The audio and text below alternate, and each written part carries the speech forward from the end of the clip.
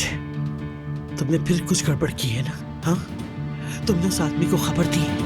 मैं तुम्हें नहीं छोड़ूंगी। मेरी बात कान खोल के सुन लो। अगर उस आदमी ने यहाँ आने की जुर्रत की तो। अलीना!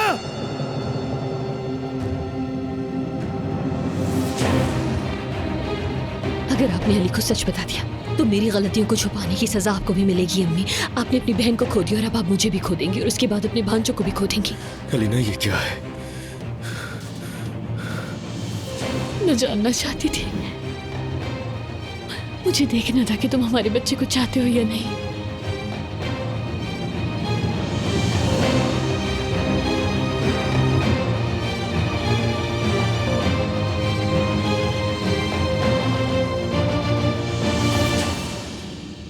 मेरी बात समझने की कोशिश करो। अगर तुम अपना काम जारी रखना चाहती हो और अपने करियर को एक झूठ की वजह से बर्बाद करना नहीं चाहती, तो तुम्हें उस आदमी से हमेशा दूर रहना होगा। तुम जितना भी मुझसे कहोगे, मैं अपने काम पर तवज्जो मरकूज रखूंगी, लेकिन ये सब फजूल और बेकार की बातें हैं। जब तक वो आदमी तुम्हारे इर्द गिर्द चक्कर लगाता रहेगा, इन बातों का कोई फायदा नहीं है।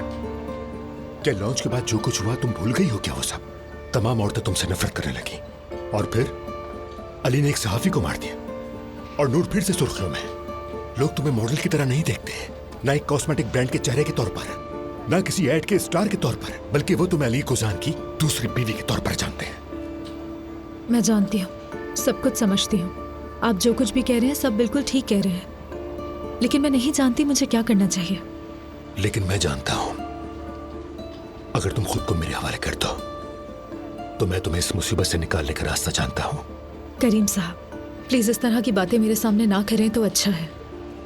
दरअसल मैं तो बस तुम्हें उन मुश्किलात से बचाने का हल बता रहा हूं, लेकिन अगर तुम्हें मेरी बात से इत्तेफाक नहीं है तो समझो मैंने ये बात की ही नहीं तुमसे। लेकिन तुम खुद जवाब दो, क्या तुम चाहती हो कि मैं तुम्हें इस मुसीबत से निकालूं या ऐसे ही छोड़ दूं? जाहिर है बिल्कुल।